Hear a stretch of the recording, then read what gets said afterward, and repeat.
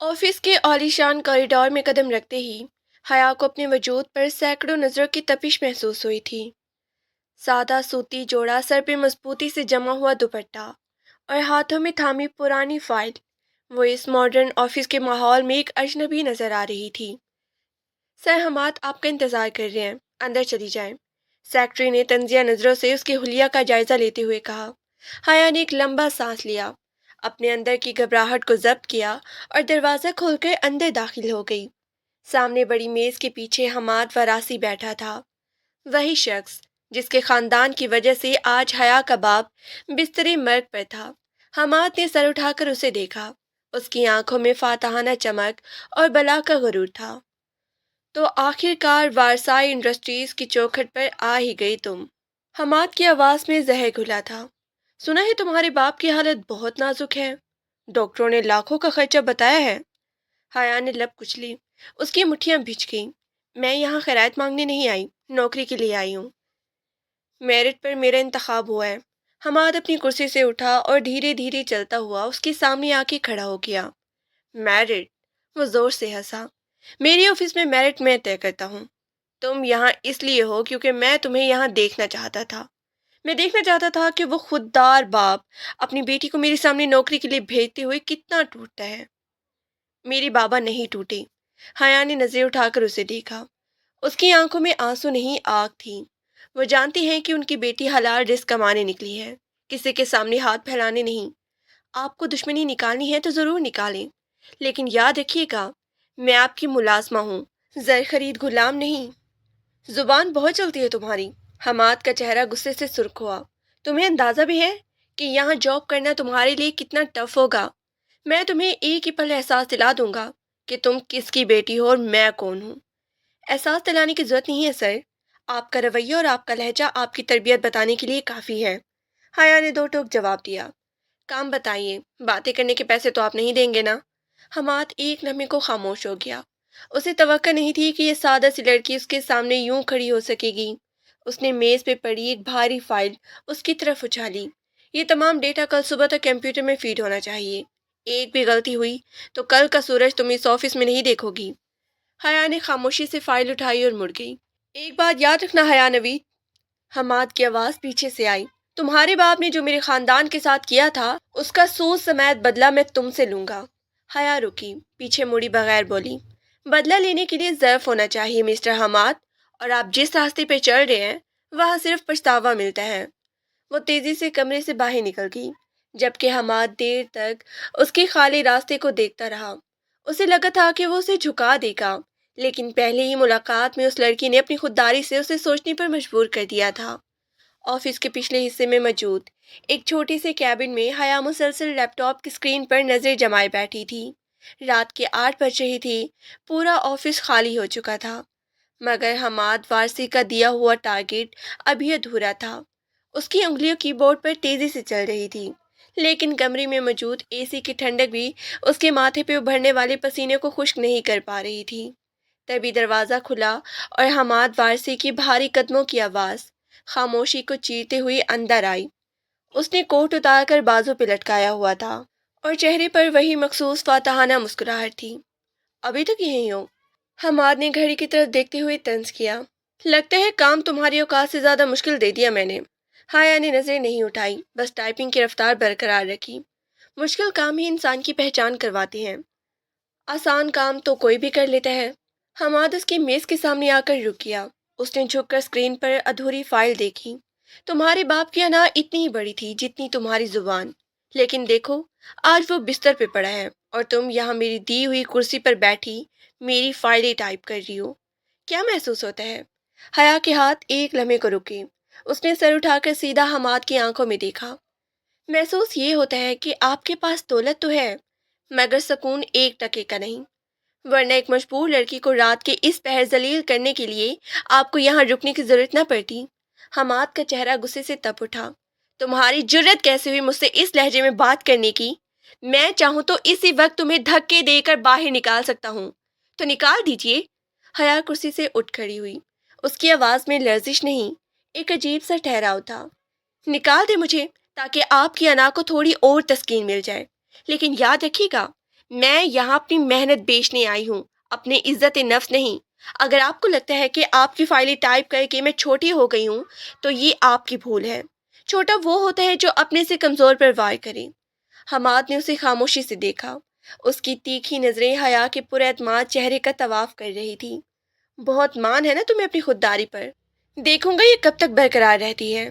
کل صبح یہ فائل مکمل نہ ہوئی تو یاد رکھنا، تمہارے باپ کی علاج کی اگلی قسط کے لیے تمہیں کسی اور کی چوکھٹ پر بھیک مانگنی پڑے گی۔ حیا نے ایک پھیکی مسکراہٹ کے ساتھ فائل دوبارہ سنبھالی۔ بھیک مانگنا ہماری فطرت میں ہوتا تو آج ہم بھی آپ جیسے کسی بڑے بنگلے میں بیٹھے دوسروں کی مجبوریوں کا تماشا دیکھ رہی ہوتی۔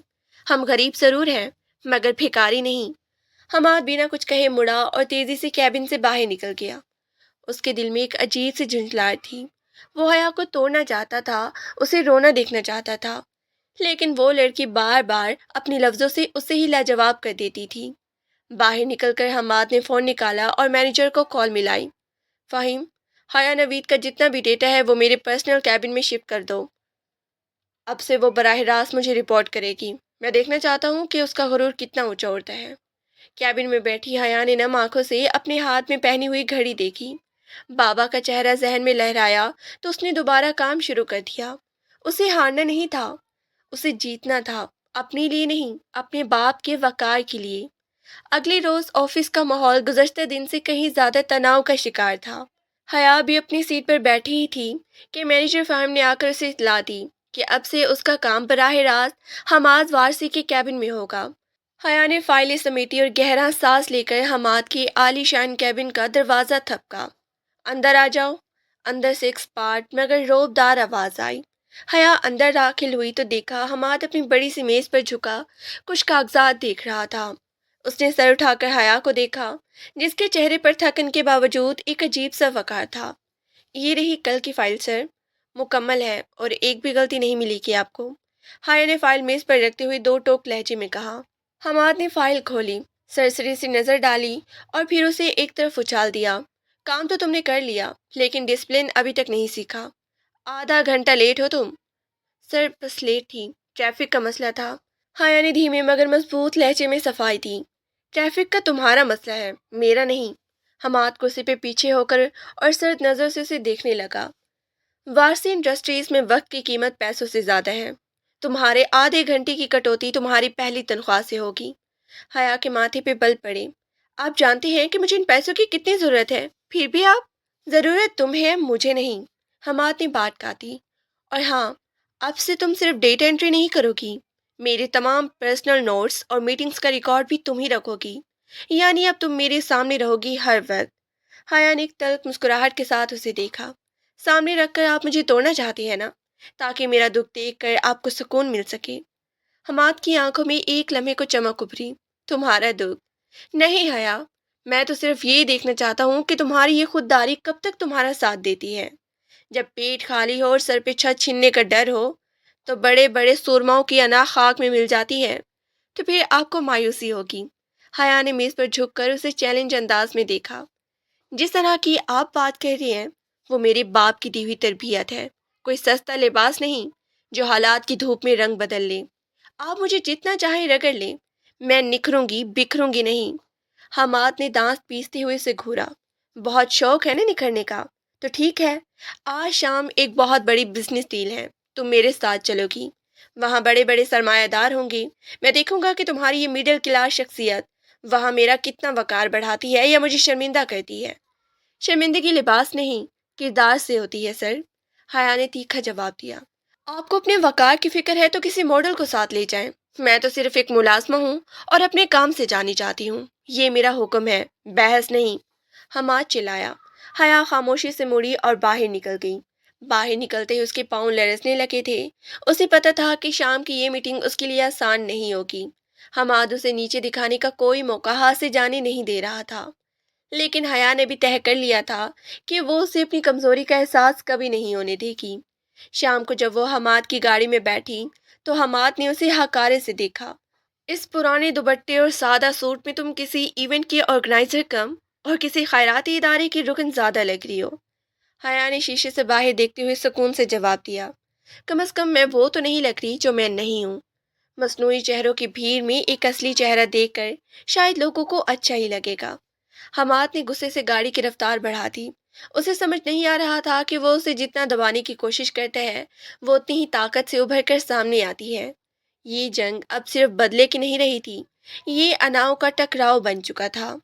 عالی شان ہوٹل کے ہال میں داخل ہوتے ہی روشنیوں کی چکا چوند نے حیا کی آنکھوں کو خیرا کر دیا تھا۔ ہر طرف سوٹ بوٹ میں ملبوس بزنس مین اور قیمتی لباسوں میں چمکتی خواتین موجود تھیں۔ حیا نے اپنا سوتی دوپٹہ تھوڑا اور آگے کیا اور فائل کو سینے سے بھینچ لیا۔ حماد اور وارسی کے چہرے پر ایک فاتحانہ مسکراہٹ تھی۔ وہ جان بوجھ کر حیا کو لوگوں کے درمیان لے کر آیا تھا تاکہ اسے اپنی کم مائیگی کا احساس ہو۔ مسٹر حماد، خوش آمدید۔ ایک ادھیڑ عمر بزنس مین مسٹر فاروقی آگے بڑھے۔ ان کی نظر حیا پہ پڑی تو وہ ٹھٹک گئے۔ اور یہ میری نئی پی اے ہے۔ حماد نے لاپرواہی سے شانے اچکائے۔ سنا ہے بہت ہی قابل ہے، حالانکہ حلیے سے تو کسی پرائمری اسکول کی ٹیچر لگتی ہیں۔ ہال میں موجود چند لوگوں نے دبے دبے کہہ کے لگائے۔ حیا کا چہرہ سرخ ہو گیا، لیکن اس نے نظریں نہیں جھکائی۔ قابلیت لباس کی محتاج نہیں ہوتی مسٹر فاروقی۔ حیا کی آواز صاف اور کھنکدار تھی۔ اکثر چمکتی ہوئی لفافوں کے اندر کاغذ خالی ہی نکلتے ہیں۔ حماد کی مسکراہٹ غائب ہو گئی۔ اس نے حیا کو گھورا، مگر حیا نے اسے نظر انداز کرتے ہوئے فائل کھولی۔ میٹنگ شروع ہوئی تو غیر ملکی کلائنٹس نے بزنس ڈیل پر کچھ ایسی تکنیکی شرائط رکھی جن پر حماد اور اس کی ٹیم الجھ کے رہ گئی۔ حماد کے ماتھے پر پسینہ آ گیا۔ یہ ڈیل اس کے لیے زندگی موت کا مسئلہ تھی۔ سر، اگر ہم ان کی تیسری شرط کو لیبر قانون کے تحت دیکھیں تو یہ ہمارے لیے نقصان دہ نہیں ہے۔ حیا نے دھیمے مگر پراعتماد لہجے میں مداخلت کی۔ سب کی نظر اسے سادہ سی لڑکی پہ جم گئی۔ حماد نے اسے ٹوکنا چاہا، مگر کلائنٹ نے دلچسپی سے پوچھا، کیسے؟ حیا نے انگریزی میں روانی کے ساتھ وہ نکات بیان کیے جو حماد کا تجربہ کار مینیجر بھی نہیں سمجھ سکا تھا۔ اس کے منطق اتنی ٹھوس تھی کہ غیر ملکی کلائنٹس نے فوراً ڈیل فائنل کر دی۔ میٹنگ ختم ہوئی تو سب حیا کی تعریف کر رہے تھے۔ حماد خاموشی سے یہ سب دیکھ رہا تھا۔ اس کا غرور اسے تسلیم نہیں کرنے دے رہا تھا کہ آج ایک کمتر لڑکی نے اسے ڈوبنے سے بچایا ہے۔ پارکنگ میں آتے ہی حماد نے غصے سے گاڑی کا دروازہ کھولا۔ تمہاری جرت کیسے ہوئی میٹنگ کے درمیان بولنے کی؟ تم وہاں صرف نوٹس لینے گئی تھی۔ میں نے آپ کی ڈیل بچائی ہے سر۔ اگر میں نہ بولتی تو آج وارسائی انڈسٹریز کا وقار خاک میں مل چکا ہوتا۔ حیا نے اسپاٹ لہجے میں جواب دیا۔ مجھے تمہارے احسان کی ضرورت نہیں ہے، حماد چلایا۔ تم نے سب کے سامنے مجھے یہ احساس دلایا کہ میں تم سے کم عقل ہوں۔ احساس میں نے نہیں دلایا، آپ کی انا نے دلایا ہے۔ حیا نے گاڑی میں بیٹھنے سے انکار کر دیا۔ میں یہاں سے خود چلی جاؤں گی۔ آپ کی گاڑی میں بیٹھ کر مجھے اپنی خودداری پر بوجھ محسوس ہوتا ہے۔ اس وقت اکیلی؟ حماد نے حیرت سے اسے دیکھا۔ رات کے 11 بج رہی تھی۔ جس کی حفاظت خدا کرے اسے انسانوں کے سہاروں کی ضرورت نہیں ہوتی۔ حیا نے مڑ کر سڑک کی طرف قدم بڑھا دیے۔ حماد گاڑی میں بیٹھا اسے دور جاتے دیکھتا رہا۔ اسے غصہ بھی آ رہا تھا اور ایک عجیب سی شرمندگی بھی محسوس ہو رہی تھی۔ اس نے پہلی بار محسوس کیا کہ پتھر کے دل میں بھی کہیں درد کی لہر اٹھ سکتی ہے۔ رات کی تاریکی اور سڑک کی تنہائی حیا کے حوصلے پست نہیں کر سکتی تھی، لیکن قدموں کی تھکن اب واضح تھی۔ اگلے روز جب وہ آفس پہنچی تو حماد کے کیبن کا منظر بدلا ہوا تھا۔ وہاں حماد اکیلا نہیں تھا، بلکہ اس کے والد وارسی انڈسٹریز کے بانی جلال وارسی خود موجود تھے۔ وہی شخص جس کا نام سن کر حیا کے بابا کی مٹھیاں بھیج جاتی تھی۔ حیا نے دروازے پر دستک دی تو جلال وارسی کی عقابی نظریں اس پر جم گئیں۔ اندر آؤ حیا نوید۔ جلال کی آواز میں خاص قسم کا بھاری پن اور طنز تھا۔ سنا ہے کل تم نے حماد کی ڈوبتی ڈیل بچا لی۔ ایک دشمن کی بیٹی سے اتنی ہمدردی؟ حیا نے فائل میز پر رکھی اور جلال کی آنکھوں میں آنکھیں ڈال کر دیکھا۔ یہ ہمدردی نہیں تھی، میرا کام تھا۔ جس ادارے کا نمک کھاتی ہوں اس کے ساتھ غداری نہیں کر سکتی، چاہے اس کا مالک میرا دشمن ہی کیوں نہ ہو۔ زبان تو بالکل نوید پر گئی ہے تمہاری۔ جلال ہنسا، مگر وہ ہنسی کھوکھلی تھی۔ وہ بھی بہت ہی انا پرست تھا، اتنا کہ اس نے اپنی بربادی قبول کر لی، مگر میرے سامنے جھکنا گوارا نہیں کیا۔ وہ برباد نہیں ہوئی سر۔ حیا کا لہجہ تیکھا ہوا۔ برباد وہ ہوتا ہے جس کا ضمیر مر جائے۔ میری بابا آج بھی سکون کی نیند سوتے ہیں کیونکہ انہوں نے کسی کا حق نہیں مارا۔ حماد جو اب تک خاموش کھڑا تھا تڑپ کر بولا، حق کس نے مارا ہے حیا؟ تمہارے بابا کی ایک غلطی نے میرے خاندان کو سڑک پہ لا کھڑا کیا تھا۔ یہ تو میری محنت ہے کہ آج وارسی انڈسٹریز دوبارہ یہاں کھڑی ہے۔ محنت یا دھوکہ؟ حیا نے حماد کو مخاطب کیا۔ میرے بابا نے اس پارٹنرشپ میں اپنا خون پسینہ لگایا تھا اور آپ کے والد نے کاغذات میں ہیر پھیر کر کے انہیں بے دخل کر دیا. کیا یہ سچ نہیں ہے مسٹر جلال؟ جلال وارسی کے چہرے پر ایک لمحے کو زردی پھیلی، مگر اس نے فوراً خود کو سنبھال لیا. سچ وہ ہوتا ہے جو عدالت مانے، اور عدالت نے مجھے کلین چٹ دے دی تھی. عدالتیں انسانوں کی ہوتی ہیں، خدا کی نہیں. حیا نے فائل کھولی اور ایک کاغذ جلال کے سامنے رکھ دیا. یہ کل کے ڈیل کے نوٹس نہیں ہے سر، یہ وہ پرانی فائل ہے جو مجھے آفس کے ریکارڈ روم سے ملی ہے. اس پر آپ کے دستخط تو اصلی ہیں، مگر تاریخی بدلی ہوئی ہیں. حماد نے تیزی سے آگے بڑھ کر وہ کاغذ دیکھا. اس کے پیروں تلے سے زمین نکل گئی. وہ کاغذ اس بات کا ثبوت تھا کہ جلال وارسی نے واقعی دھوکہ دہی کی تھی. یہ یہ کیا ہے ڈیڈ؟ حماد کی آواز لرز رہی تھی. وہ جس دشمنی کو مقدس سمجھ کے پال رہا تھا، اس کی بنیاد ہی جھوٹ پر تھی. جلال نے غصے سے حیا کے ہاتھ سے کاغذ چھیننے کی کوشش کی، لیکن حیا پیچھے ہٹکی. یہ اصل نہیں ہے، فوٹو کاپی ہے. حیا نے سکون سے کہا. اصل اب بھی میرے پاس محفوظ ہے. میں چاہتی تو اسے لے کر پولیس کے پاس جا سکتی تھی، لیکن میں نے سوچا کہ پہلے آپ کی اس پتھر دل بیٹی کو دکھا دوں جس نفرت کا بوجھ وہ اٹھائے پھر رہا ہے. وہ کتنی کھوکھلی ہے. حماد نے کرسی کا سہارا لیا. اس کی دنیا الٹ پلٹ ہو گئی تھی. جس لڑکی کو وہ ذلیل کرنا چاہتا تھا، وہی آج اسے سچ کا آئینہ دکھا رہی تھی. اب آپ مجھے نوکری سے نکال سکتے ہیں سر. حیا نے اپنا بیگ کندھے پہ لٹکایا. میرا کام پورا ہو گیا. میں نے اپنے باپ کا وقار بحال کر دیا، ثابت کر دیا کہ وہ چور نہیں تھے. وہ مڑی اور تیز قدموں سے باہر نکل گئی. حماد اسے روکنا چاہتا تھا، اسے معافی مانگنا چاہتا تھا، لیکن اس کے حلق میں الفاظ پھنس کے رہ گئے. جلال وارثائی سر جھکائے کرسی پر ڈھیر ہو چکے تھے. حیا کے جانے کے بعد آفس کے اس عالی شان کیبن میں مور جیسی خاموشی چھا گئی تھی. حماد کی نظریں سامنے دیوار پہ لگی اس تختی پر تھیں جس پر وارسی انڈسٹریز بڑے فخر سے لکھا تھا، مگر آج اسے یہ نام ایک بوجھ لگ رہا تھا. ڈیڈ، آپ نے مجھ سے سچ کیوں چھپایا؟ حماد کی آواز میں شکستگی تھی. میں برسوں اس لڑکی کو اس گناہ کی سزا دیتا رہا جو اس نے کیا ہی نہیں تھا.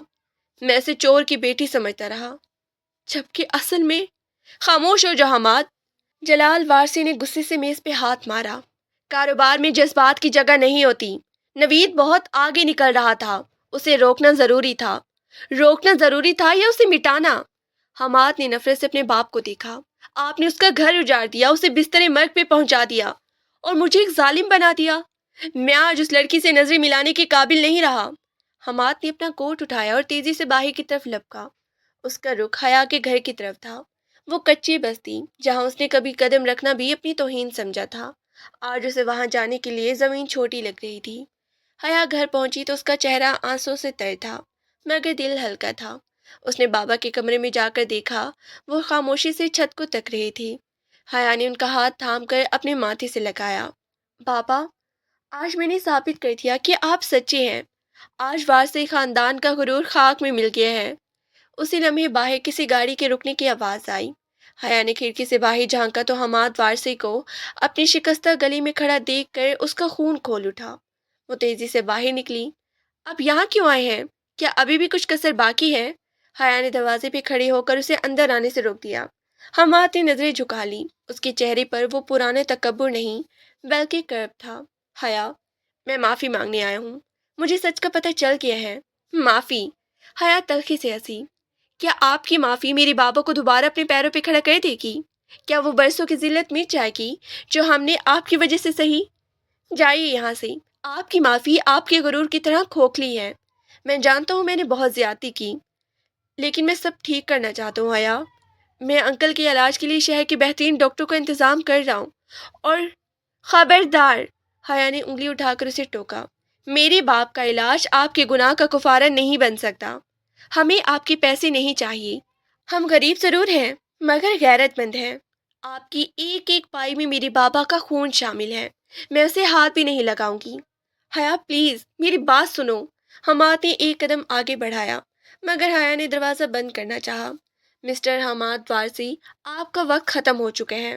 اب آپ کے پاس صرف پچھتاوا ہے، اور وہ آپ کو تدم مرگ تڑ پائے گا. دروازہ زور سے بند ہوا اور حماد وہیں دہلیز پر پتھر بن کے کھڑا رہ گیا.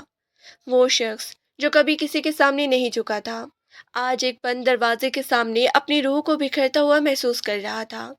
اندر حیا دیوار سے لگ کر پھوٹ پھوٹ کے روتی، جبکہ باہر حماد بارش کی پہلی بوندوں میں بھیگتا ہوا اپنی بربادی کا سوگ منا رہا تھا۔ بارش تھم چکی تھی، لیکن رات کی خنکی حیا کے دل میں جمی برف کو پگھلا نہ سکی تھی۔ اگلے 2 دن حماد آفس نہیں آیا۔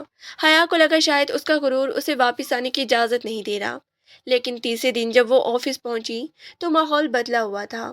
حماد اپنے کیبن میں نہیں تھا، بلکہ وہ آفس کے کوریڈور میں حیا کے ڈیسک کے پاس کھڑا اس کا انتظار کر رہا تھا۔ اس کی آنکھوں کے گرد سیاہ حلقے اس کی بے خوابی کا پتہ دے رہی تھی۔ مجھے تم سے کوئی بزنس بات نہیں کرنی حیا، حماد نے حیا کو دیکھتے ہی دھیمے لہجے میں کہا، اس سے پہلے کہ وہ تلخی سے اسے ٹوک دی۔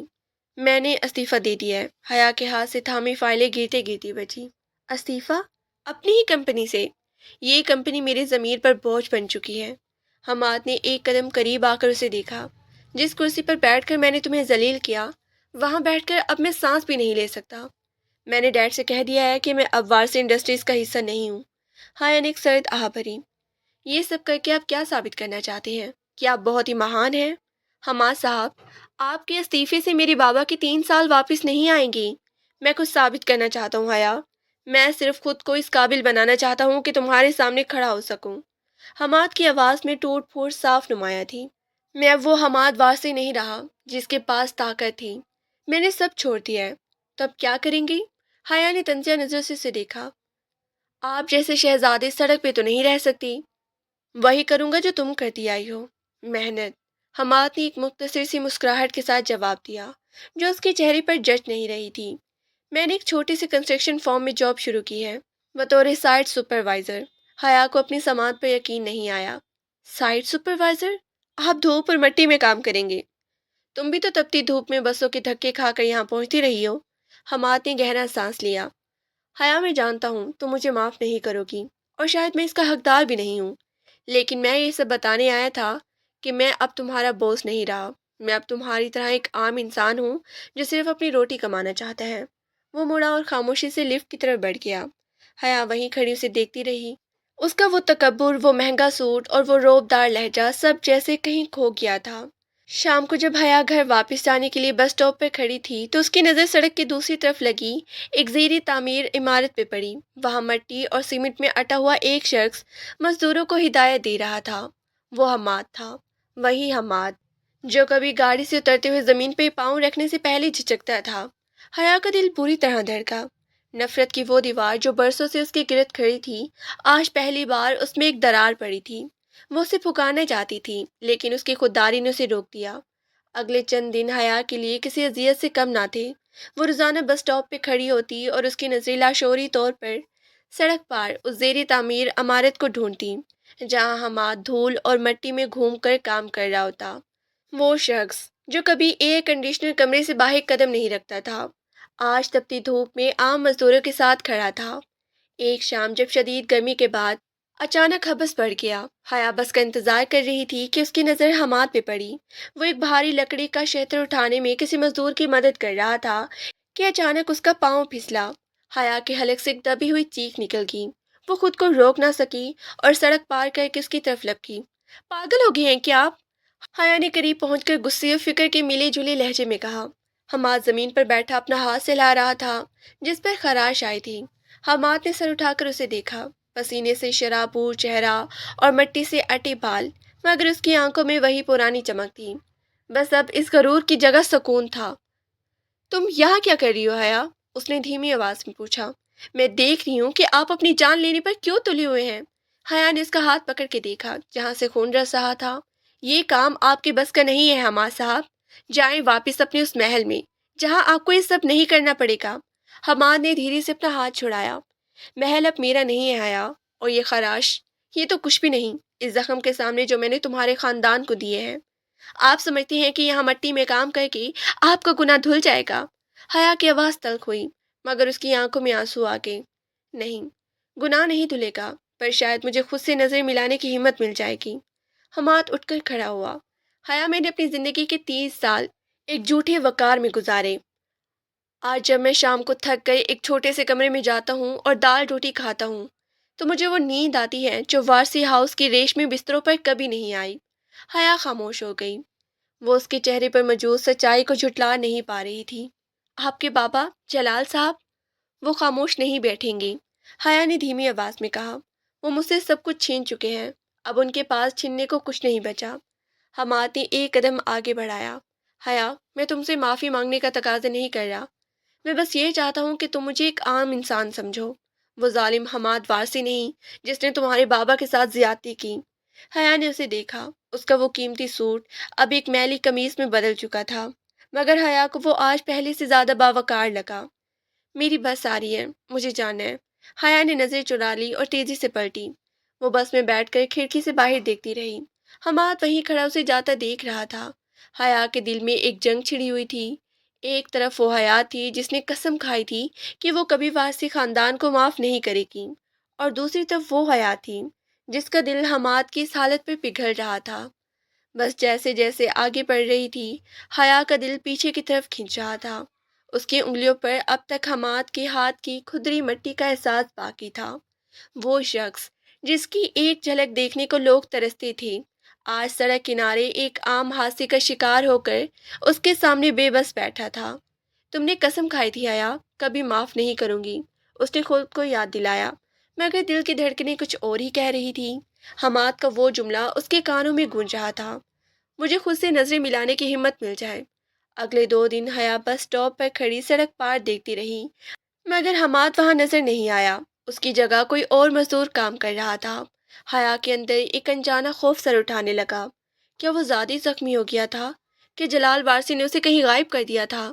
تیسرے دن نہ رہ گیا، حیا نے آفس سے جلدی چھٹی لی اور زیر تعمیر عمارت کے پاس پہنچی۔ وہاں موجود فورمین سے ہچکچاتے ہوئے پوچھا، وہ جو یہاں کام کرتا تھا حماد، وہ آج کہاں ہے؟ فورمین نے اسے عجیب نظروں سے دیکھا۔ وہ اس کا تو ہاتھ زخمی تھا، پر وہ کل آیا تھا، بول رہا تھا بخار ہے، پھر چلا گیا۔ سنا ہے یہاں پیچھے گلی میں کسی سستے سے کمرے میں رہتا ہے۔ حیا نے فورمین سے پتہ لیا اور اس تنگ تاریک گلی کی طرف بڑھ گئی۔ اسے خود پر غصہ آ رہا تھا کہ وہ ایک وارثی کے لیے اتنی پریشان کیوں ہے، مگر اس کے قدم نہیں رک رہے تھے۔ پتہ ڈھونڈتے ڈھونڈتے وہ ایک پرانے خستہ حال مکان کے سامنے پہنچی۔ دروازہ اد کھلا تھا۔ حیا نے دستک دی مگر کوئی جواب نہ ملا۔ اس نے دھیرے سے دروازہ دھکیلا اور اندر داخل ہوئی۔ کمرہ چھوٹا سا تھا، جہاں بامشکل ایک چرپائی اور ایک پرانی میز رکھی تھی۔ چرپائی پر حماد لیٹا تھا، اس کا چہرہ بخار سے تپ رہا تھا اور وہ بے ہوشی کی حالت میں کچھ بڑبڑا رہا تھا۔ حیا، معاف کر دو بابا، اس کے لبوں سے بس یہی الفاظ نکل رہی تھی۔ حیا کا دل جیسے پگھل کے رہ گیا۔ وہ تیزی سے اس کے قریب پہنچی اور اپنا ہاتھ اس کے ماتھے پہ رکھا۔ وہ آگ کی طرح جل رہا تھا۔ حماد صاحب، حیا نے اسے جھنجھوڑا، مگر وہ ہوش میں نہیں تھا۔ کمرے میں نہ پانی تھا نہ کوئی دوا۔ حیا نے اپنا بیگ ایک طرف رکھا، قریبی نلکے سے پانی لیا اور اپنے دوپٹے کا ایک کونا بھگو کر اس کے ماتھے پر رکھنے لگی۔ اس کی آنکھوں سے آنسو بہہ رہی تھی۔ آپ نے یہ کیا حال کر لیا اپنا؟ حیا نے روتے ہوئے کہا۔ کیوں اتنی تکلیف دے رہے ہیں خود کو؟ حماد نے دھیرے سے آنکھیں کھولی۔ اسے لگا شاید وہ کوئی خواب دیکھ رہا ہے۔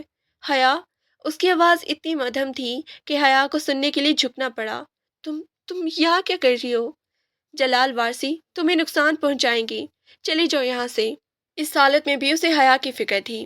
حیا کا دل پاش پاش ہو گیا۔ چپ رہیے آپ، حیا نے سختی سے کہا، مگر اس کی آواز لرز رہی تھی۔ میں کہیں نہیں جا رہی، پہلے آپ کا بخار اترے گا پھر بات ہوگی۔ حماد نے ایک پھیکی مسکراہٹ کے ساتھ آنکھیں بند کر لی۔ اسے لگا جیسے برسوں بعد اسے کوئی اپنا پن نصیب ہوا ہے۔ حیا اسے پٹیاں کرتی رہی اور اس کا دل آہستہ آہستہ اس حقیقت کو قبول کر رہا تھا کہ نفرت کی جگہ اب ایک انجانے گہری جذبے نے لے لی تھی۔ حیا نے خاموشی سے دوائیوں کا پیکٹ میز پہ رکھا۔ اس کی نظریں اب حماد کے چہرے پہ جمی تھی، جو بخار کی شدت سے ساکت پڑا تھا۔ اسے اپنے الفاظ کی تعزیت یاد آ رہی تھی۔ ایک طرف وہ اسے دھتکارتی تھی اور دوسری طرف اس کی حالت دیکھ کر قدم وہیں جم گئی تھی۔ دوا کھا لیں، حیا نے گلاس بھر کے اس کی طرف بڑھا دیا۔ حماد نے سہارا لے کر اٹھنے کی کوشش کی، مگر کمزوری آڑے آئی۔ حیا نے آگے بڑھ کے اسے تکیے کا سہارا دیا تو حماد کی نظر اس کے چہرے پر ٹھہر گئی۔ تم مجھے یہاں کیوں لائی ہو حیا؟ اس کی آواز میں نکاہت تھی، پر لہجہ سنجیدہ تھا۔ میں نے کہا تھا نا کہ مجھے اکیلا چھوڑ دو۔ یہ جگہ، یہ گلی، یہ تمہارے لیے نہیں ہے اور آپ کے لیے ہے، حیا نے تیکھے لہجے میں جواب دیا۔ آپ کو کیا لگتا ہے یہاں اکیلے پڑے رہنے سے سب ٹھیک ہو جائے گا؟ حماد نے ایک لمبا سانس لیا اور دوا حلق سے اتاری۔ ٹھیک تو کچھ بھی نہیں ہوگا، پر کم از کم کسی اور کو تو تکلیف نہیں پہنچے گی۔ جلال صاحب کو جب پتہ چلے گا کہ تم یہاں ہو تو وہ خاموش نہیں بیٹھیں گے۔ وہ آئے تھے باہر، حیا نے اسپاٹ لہجے میں بتایا۔ حماد کے ماتھے پہ بل پڑ گئی۔ کیا کہا انہوں نے؟ وہی جو وہ ہمیشہ کہتے ہیں، دھمکیاں اور اپنا وہی پرانا غرور۔ حیا نے خالی گلاس میز پہ رکھا۔ وہ سمجھ رہے ہیں کہ میں اب آپ کو واپس جانے سے روک رہی ہوں، جبکہ حقیقت یہ ہے کہ آپ خود یہاں سے اپنی ضد لے کر بیٹھے ہیں۔ یہ ضد نہیں ہے حیا، یہ میرا فیصلہ ہے، حماد نے کرب سے کہا۔ میں ان کے پاس واپس جا کر دوبارہ وہی زندگی نہیں جی سکتا۔ میں اب ان کی کسی بات کا حصہ نہیں بنوں گا۔ حیا نے اسے دیکھا۔ کمرے کی نیم اندھیری روشنی میں حماد کا چہرہ زرد لگ رہا تھا، مگر اس کی آنکھوں میں ایک ایسی قطعیت تھی جو حیا نے پہلے کبھی نہیں دیکھی تھی۔ آپ کو علاج کی ضرورت ہے۔ حیا نے اپنا بیگ اٹھایا۔ میں کل صبح پھر آؤں گی۔ اگر آپ نے دوا وقت پر نہیں لی تو یہ بخار مزید بگڑ جائے گا۔ حیا سنو، حماد نے اسے پکارا، مگر حیا رکنے کے موڈ میں نہیں تھی۔ وہ کمرے سے باہر نکل آئی۔ گلی کی ہوا میں اب بھی جلال وارثی کی گاڑی کی دھوئیں کی بو محسوس ہو رہی تھی۔ اسے پتہ تھا کہ جلال وارثی اب کوئی بڑی چال چلیں گے، اور اس بار نشانہ صرف وہ نہیں بلکہ اس کے بابا بھی ہو سکتے ہیں۔ گھر پہنچتے ہی حیا نے دیکھا کہ بابا صحن میں بیٹھے اس فائل کو دیکھ رہے تھے جو حماد نے انہیں دی تھی۔ ان کے چہرے پر ایک عجیب سا اطمینان تھا، مگر حیا کے دل میں ایک انجانا خوف دستک دے رہا تھا۔ بابا آپ اندر چلیں، باہر سردی پڑ رہی ہے۔ حیا نے ان کی ویل چیئر تھامی۔ حیا وہ لڑکا حماد، وہ کہاں ہے؟ بابا نے اچانک پوچھا۔ حیا خاموش ہو گئی۔ اسے سمجھ نہیں آ رہا تھا کہ کیا جواب دے۔ وہ اپنی سزا کاٹ رہا ہے بابا، حیا نے دھیمی آواز میں کہا۔ شاید وہ واقعی بدل گیا ہے۔ نوید صاحب نے کوئی جواب نہیں دیا، بس گہرا سانس لیا۔ ادھر حماد اپنی تاریک کمرے میں اکیلا پڑا دیوار کو تک رہا تھا۔ اسے معلوم تھا کہ اب پیچھے ہٹنے کا کوئی راستہ نہیں ہے۔ رات بھر حیا کو نیند نہیں آئی۔ اسے رہ رہ کر حماد کا وہ کچا کمرہ اور جلال وارثی کی گاڑی کا دھواں یاد آ رہا تھا۔ اسے محسوس ہو رہا تھا کہ جیسے کوئی طوفان دستک دینے والا ہے۔ اگلی صبح جب حیا ناشتہ بنا کر صحن میں آئی تو دروازے پر زوردار دستک ہوئی۔ حیا کا دل دھک سے رہ گیا۔ اس نے دروازہ کھولا تو سامنے محلے کا ایک لڑکا ہانپتا ہوا کھڑا تھا۔ باجی، وہ جو پیچھے والی گلی میں لڑکا رہتا ہے، اس کے کمرے کو آگ لگی ہے۔ حیا کے ہاتھ سے چائے کی پیالی چھوٹ کر فرش پہ گر گئی۔ وہ ننگے پاؤں گلی کی طرف بھاگی۔ اس کے پیچھے بابا ویل چیئر پہ بیٹھے اسے پکارتے رہے، مگر اسے کچھ سنائی نہیں دے رہا تھا۔ جب وہ وہاں پہنچی تو دیکھا کہ حماد کے کمرے کے باہر دھواں اٹھ رہا تھا اور چند لوگ پانی ڈال رہی تھی۔ حیا پاگلوں کی طرح ہجوم کو چیرتی ہوئی اندر بڑھی۔ جہاں حماد زمین پہ گرا ہوا تھا اسے آگ نے نہیں بلکہ دھوئیں اور کمزوری نے بے ہوش کر دیا تھا۔ حماد، آنکھیں کھولیں! اس نے اس کا سر اپنی گود میں رکھا۔ اس کا چہرہ سیاہ ہو چکا تھا، مگر وہ ابھی سانس نہیں لے رہا تھا۔ لوگوں کی مدد سے اسے باہر نکالا گیا۔ حیا اسے وہیں سڑک پہ لٹاتے ہی اس کے ہاتھ ملنے لگی۔ اسے اب دنیا کی پرواہ تھی نہ جلال وارثی کے خوف کی۔ یہ جلال وارثی نے کیا ہے، حیا نے روتے ہوئے خود کلامی کی۔ وہ اسے مارنا چاہتے ہیں۔ حماد نے دھیرے سے آنکھیں کھولی۔ سامنے حیا کا روتا ہوا چہرہ دیکھ کر اس کے لبوں پر ایک عجیب سی مسکراہٹ آئی۔ اس نے کانپتے ہاتھوں سے حیا کی ہتھیلی تھامی۔ حیا، تم یہاں ہو؟ اس کی آواز اتنی مدھم تھی کہ حیا کو سننے کے لیے اس کے قریب جھکنا پڑا۔ میں کہیں نہیں جا رہی۔ حیا نے اس کا ہاتھ اپنے ماتھے سے لگایا۔ آپ کو کچھ نہیں ہوگا۔ اسی لمحے پیچھے سے ویل چیئر کی آواز آئی۔ بابا وہاں پہنچ چکے تھے۔ انہوں نے سڑک پہ پڑے حماد کو دیکھا، پھر اپنی بیٹی کے آنسوں کو۔ برسوں کی دشمنی اور نفرت اس ایک لمحے میں مٹ گئی۔ حیا اسے گھر لے چلو۔ بابا کی آواز میں ایک ایسا ٹھہراؤ تھا جو حیا نے پہلے کبھی نہیں سنا تھا۔ لیکن بابا، لوگ کیا کہیں گے؟ حیا نے حیرت سے پوچھا۔ لوگوں کا کام کہنا ہے، میرا کام اپنے دشمن کو نہیں، ایک انسان کو بچانا ہے۔ بابا نے حماد کی طرف دیکھا۔ اس لڑکے نے اپنے باپ کا غرور ٹھکرایا ہے، آج میں اپنا انار ٹھکراتا ہوں۔ اسے ہمارے گھر لے چلو۔ حیا نے روتے ہوئے سر ہلایا۔ حماد کو رکشے میں ڈال کر جب وہ اپنے گھر کی دہلیز پر لائے تو یہ صرف ایک مریض کی آمد نہیں تھی بلکہ ایک ایسی محبت کا آغاز تھا جس کی بنیاد پچھتاوے اور معافی پر رکھی گئی تھی۔ حماد کو بابا کے کمرے کے برابر والے چھوٹے کمرے میں لٹایا گیا۔ حیا اسے پانی پلا رہی تھی جب حماد نے دوبارہ اس کا ہاتھ پکڑ لیا۔ حیا، میں اس قابل نہیں ہوں۔ خاموش رہیں۔ حیا نے اس کے لبوں پر انگلی رکھ دی۔ اب آپ وارثی نہیں ہیں، آپ صرف وہ انسان ہیں جس نے میرے بابا کو جینے کی وجہ دی۔ اب ہماری باری ہے۔ باہر بارش کی ہلکی بوندیں شروع ہو چکی تھی، مگر اس بار وہ بارش اداسی کی نہیں بلکہ ایک نئے سفر کی گواہ تھی۔ بارش کی ہلکی دستک اب بھی صحن میں سنائی دے رہی تھی۔ حیا نے کمرے کا مٹیالہ پردہ برابر کیا اور پلٹ کر حماد کو دیکھا، جو سفید چادر اوڑے ساکت لیٹا تھا۔ اس کے چہرے کی زردی ابھی ختم نہیں ہوئی تھی، مگر اس کے آنسوں میں وہ پہلی والی اکھڑن نہیں تھی۔ حیا نے نیم گرم پانی کا پیالہ میز پر رکھا اور دھیرے سے اس کے سرہانے بیٹھ کی۔ دوا کا وقت ہو گیا ہے۔ حماد نے بوجھل پلکیں اٹھائی اور حیا کو دیکھا۔ اس کے چہرے پر پھیلی تھکن اور آنکھوں کی سرخی بتا رہی تھی کہ وہ پچھلے کئی گھنٹوں سے سوئی نہیں تھی۔ "تو مجھے یہاں کیوں لائی ہو حیا؟" حماد کی آواز میں اب بھی نکاہت تھی۔ "تمہارے بابا، وہ مجھ سے نفرت کرتے ہیں۔ میں ان کے گھر کی فضا کو آلودہ نہیں کرنا چاہتا۔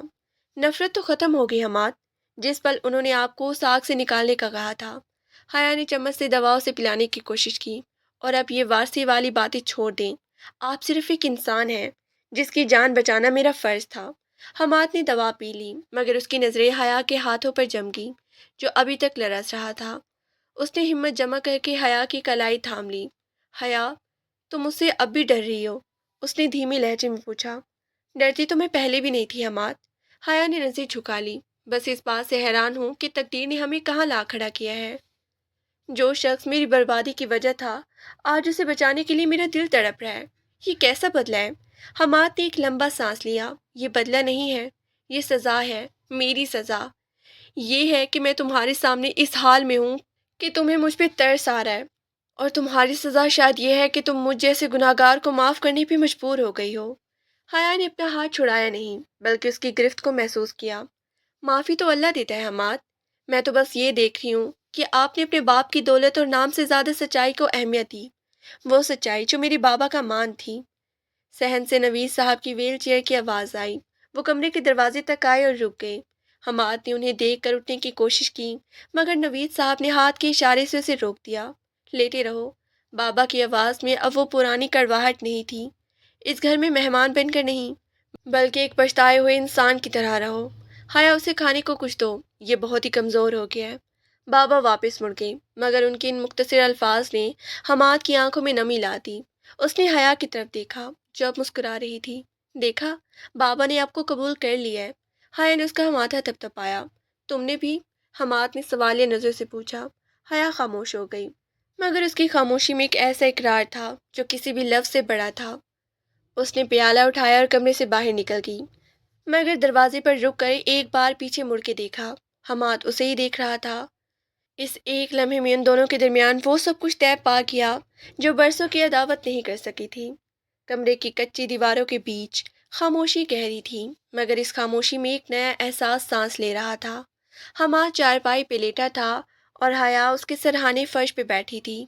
اس کے ہاتھ میں اب بھی پانی کا پیالہ تھا، مگر اس کی نظریں حماد کے چہرے پہ جمی تھی، جہاں نکہت کے باوجود ایک عجیب سا سکون تھا۔ آپ نے یہ سب کیوں کیا"؟ حیا نے دھیمی آواز میں پوچھا۔ اس کی آواز میں وہ پرانی کاٹ نہیں تھی، بلکہ ایک لرزش تھی۔ "آپ کو پتہ تھا کہ جلال وارثی آپ کو نہیں چھوڑیں گے، وہ آپ سے سب کچھ چھین لیں گے"۔ حماد نے ایک لمبا سانس لیا اور حیا کی طرف دیکھا۔ اس کی آنکھوں میں وہ پرانا تکبر نہیں، بلکہ ایک ایسی گہرائی تھی جس میں حیا خود کو ڈوبتا ہوا محسوس کر رہی تھی۔ "چھیننے کو اب ان کے پاس کچھ بچا ہی نہیں ہے حیا"۔ حماد کی آواز کمزور تھی، مگر اس کے الفاظ میں اٹل عزم تھا۔ "انہوں نے مجھے نام دیا، دولت دی، ایک ایسی زندگی دی جس سے لوگ حسرت سے دیکھتے تھے، پر اس زندگی میں خود کو کھو چکا تھا۔ میں ایک زندہ لاش تھا جو ان کے اشاروں پہ ناچ رہا تھا"۔ اس نے اپنا ہاتھ آہستہ سے بڑھا کر حیا کی ہتھیلی پہ رکھ دیا۔ حیا کا ہاتھ ٹھنڈا تھا، مگر حماد کے ہاتھ کی تپش نے اسے ایک عجیب سا احساس دلایا۔ تم نے مجھے پہچاننے میں مدد کی"۔ حماد نے حیا کی انگلیوں کو دھیرے سے چھوا۔ "تمہاری نفرت، تمہاری یہ کچی گلی، تمہارے بابا کا یہ چھوٹا سا گھر، یہاں مجھے وہ سکون ملا ہے جو وارسی ہاؤس کے ریشمی بستروں پر کبھی نہیں آیا۔ میں اب وہ حماد وارثی نہیں رہا حیا، میں اب صرف وہ انسان بننا چاہتا ہوں جو تمہارے بابا کے سامنے کھڑے ہو کر ان سے معافی مانگ سکے، اور تمہاری آنکھوں کے آنسوں کو مسکراہٹ میں بدل دے"۔ حیا کی آنکھوں میں نمی تیرنے لگی۔ وہ شخص جو کبھی اس کا سب سے بڑا دشمن تھا، آج اس کا سب سے بڑا ہمدرد بن کر اس کے سامنے کھڑا تھا۔ اس نے اپنا ہاتھ حماد کے ہاتھ سے چھڑایا نہیں، بلکہ اسے مضبوطی سے تھام لیا۔ "معافی تو اللہ دیتا ہے حماد"۔ حیا نے نظریں جھکا لی۔ "میں تو بس یہ دیکھ رہی ہوں کہ آپ نے اپنے باپ کی دولت اور نام سے زیادہ سچائی کو اہمیت دی، وہ سچائی جو میرے بابا کا مان تھی۔ آپ نے سب کچھ چھوڑ دیا میرے لیے"۔ "میں نے سب کچھ چھوڑا نہیں حیا"۔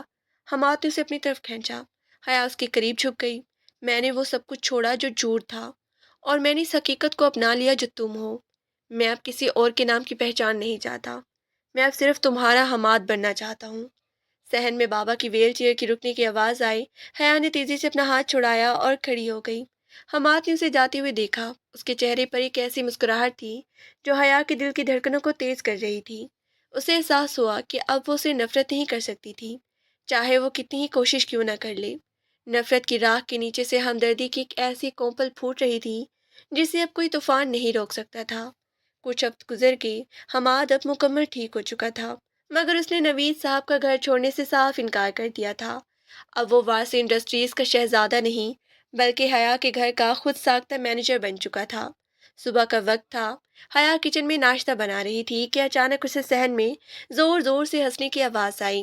وہ ہاتھ میں ڈوئے لیے باہر بھاگی تو منظر دیکھ کر حیران رہ گئی۔ حماد زمین پہ بیٹھا بڑی محنت سے پیاز کاٹ رہا تھا اور اس کی آنکھوں سے ٹپ ٹپ آنسو برس رہے تھے۔ پاس ہی نوید صاحب اپنی ویل چیئر پہ بیٹھے اسے ہدایت دے رہی تھی۔ حماد بیٹا، پیاز کو دیکھ کر روتے نہیں ہیں، اسے پیار سے کاٹتے ہیں۔ بابا نے ہنستے ہوئے کہا، انکل یہ پیاز نہیں ہے، یہ جلال وارسی کا بدلہ ہے جو میری آنکھوں سے نکل رہا ہے۔ حماد نے ناک سکیڑتے ہوئے جواب دیا تو حیا اپنی ہنسی نہ روک سکی۔ آپ سے کس نے کہا تھا کہ کچن کے کاموں میں ٹانگ اڑائیں؟ حیا نے پاس آ کر طنز کیا۔ جائیے جا کر اپنے لیپ ٹاپ پر کام کریں، یہ پیاز کاٹنا آپ کی بس کی بات نہیں ہے حماد صاحب۔ حماد نے جلتی ہوئی آنکھوں سے حیا کو دیکھا اور چھری ایک طرف رکھ دی۔ اچھا، تو آپ کو لگتا ہے کہ میں صرف بزنس ڈیل کر سکتا ہوں؟